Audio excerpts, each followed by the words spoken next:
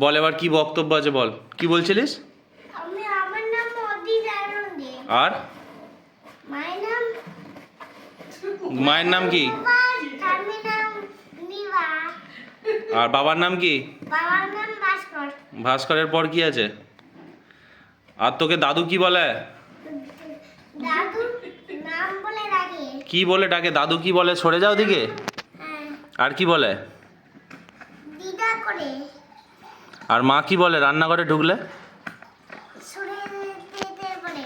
সরে যেতে বলে? আর বলে না তেল ছেটকাবে সরে যা?